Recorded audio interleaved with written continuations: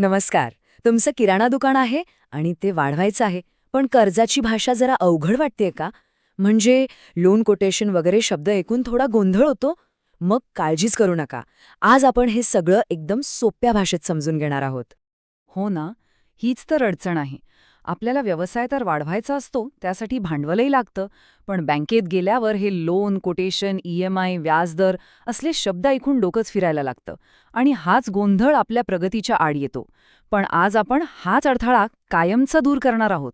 चला, तर मग बघूया आज आपण काय काय पाहणार आहोत. आपण वेगवेगळ्या कर्ज योजनांबद्दल बोलू, मग कोणती कागदपत्र लागतील ते पाहू, लोन कोटेशनचा अर्थ समजून घेऊ, अर्ज कसा करायचा ते बघू आणि शेवटी काही एकदम महत्त्वाच्या टिप्स मी तुम्हाला देणार आहे. चला, सुरू करूया. तर आपला पहिला भाग आहे कर्ज योजनांची ओळख. म्हणजे आपल्या व्यवसायासाठी पैसे उभे करायला बाजारात नेमके कोणते पर्याय उपलब्ध आहेत हेच आपण आधी समजून घेऊया. सगळ्यात आधी येते प्रधानमंत्री मुद्रा योजना. ही योजना खास आपल्यासारख्या लहान व्यापाऱ्यांसाठीच बनवली आहे. ह्यामध्ये बघा, शिशु, किशोर आणि तरुण अशा 3 कॅटेगरी आहेत. म्हणजे तुमच्या गरजेनुसार 50,000पासून ते अगदी 10 लाखांपर्यंत कर्ज मिळू शकतं. आणि सगळ्यात भारी गोष्ट म्हणजे ह्यासाठी बहुतेक वेळा कोणतेही तारण किंवा गॅरंटी द्यावी लागत नाही. आता मुद्रा योजनेशिवाय SBI आणि HDFC सारख्या मोठ्या बँकांचे पर्याय सुद्धा आहेत. SBI तुम्हाला वर्किंग कॅपिटलसाठी म्हणजे रोजच्या खर्चासाठी कर्ज देते आणि त्यांचे व्याजदरही चांगले असतात. दुसरीकडे HDFC बँक त्यांच्या फास्ट प्रोसेसिंगसाठी आणि कमीत कमी कागदपत्रांमध्ये कर्ज देण्यासाठी ओळखली जाते. चला, आता दुसऱ्या टप्प्याकडे जाऊया, आवश्यक कागदपत्र. याला काहीजण डोक्याला ताप समजतात, पण खरं तर ही प्रवासाची तयारी आहे. तुमची फाईल जेवढी व्यवस्थित असेल ना, तेवढाच तुमचा कर्जाचा प्रवास सोपा होईल. सुरुवात तर एकदम सोप्या कागदपत्रांपासून होते. म्हणजे बघा, तुमचं आधार कार्ड, पॅन कार्ड आणि एक फोटो. हे तर कोणत्याही कर्ज अर्जासाठी लागतं. यातून तुमची ओळख सिद्ध होते. आता बोलूया व्यावसायिक कागदपत्रांबद्दल. दुकानाचं उद्यम रजिस्ट्रेशन किंवा शॉप ॲक्ट लायसन्स हे तुमच्या व्यवसायाला कायदेशीर बनवतं. मागच्या 6 ते 12 महिन्यांचं बँक स्टेटमेंट तुमच्या व्यवसायाची आर्थिक तब्येत दाखवतं. आणि जर GST किंवा ITR लागू असेल तर ते तुमच्या उलाढालीचा पक्का पुरावा देतात. चला, आता आपण या माहितीच्या सगळ्यात महत्त्वाच्या भागाकडे आलो आहोत, लोन कोटेशन समजून घेणं. हा खरं तर तुमच्या कर्जाचा एक आर्थिक नकाशाच आहे. एका सोप्या उदाहरणाने आपण पाहूया की हा नकाशा नेमका वाचायचा कसा. समजा तुमच्या किराणा दुकानासाठी तुम्हाला एकूण 4 लाख रुपयांची गरज आहे. कशासाठी? तर 3 लाख रुपये नवीन माल भरायला लागतील, 40,000 एका नवीन फ्रीजसाठी लागतील आणि उरलेले 60,000 इतर काही खर्चासाठी. ही झाली तुमची एकूण कर्जाची गरज. ओके, आता 2 महत्त्वाच्या गोष्टी.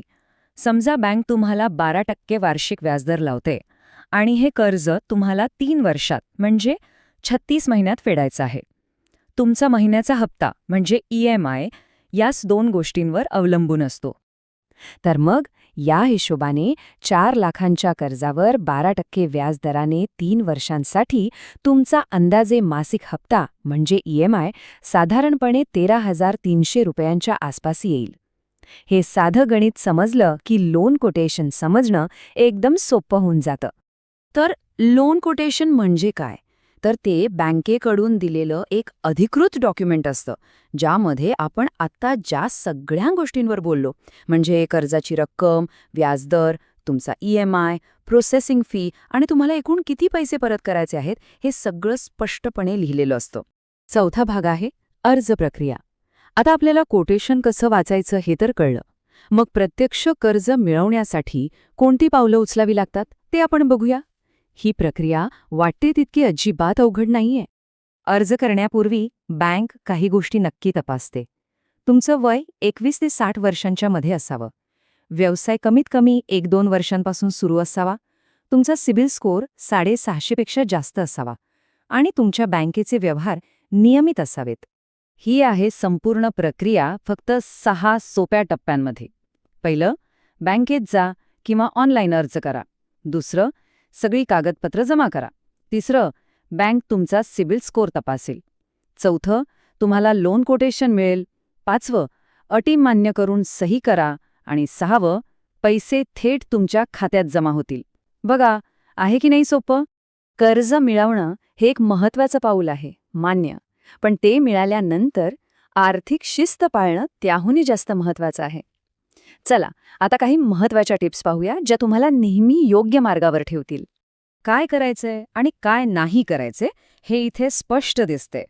रोजच्या विक्रीची नोंद ठेवत चला, UPI सारखं डिजिटल पेमेंट वापरा आणि GST वेळेवर भरा. याउलट गरजेपेक्षा जास्त कर्ज कधीच घेऊ नका. प्रोसेसिंग फी सारखे लपवलेले चार्जेस दुर्लक्षित करू नका. आणि सगळ्यात महत्त्वाचं, EMIचा एकही हफ्ता कधीही चुकू नका. तर आजच्या या सगळ्या माहितीचा सार हाच आहे की जर तुमच्याकडे योग्य माहिती असेल आणि तुम्ही योग्य योजनेची निवड केली, तर किराणा दुकानासाठी कर्ज मिळवणं अजिबात अवघड नाही. तुमच्या व्यवसायाची वाढ तुमच्या अगदी आवाक्यात आहे. आशा आहे की ही माहिती तुम्हाला नक्कीच उपयोगी पडेल. अशाच नवीन आणि उपयुक्त माहितीसाठी योजना मित्र या चॅनलला सबस्क्राईब करायला विसरू नका. धन्यवाद.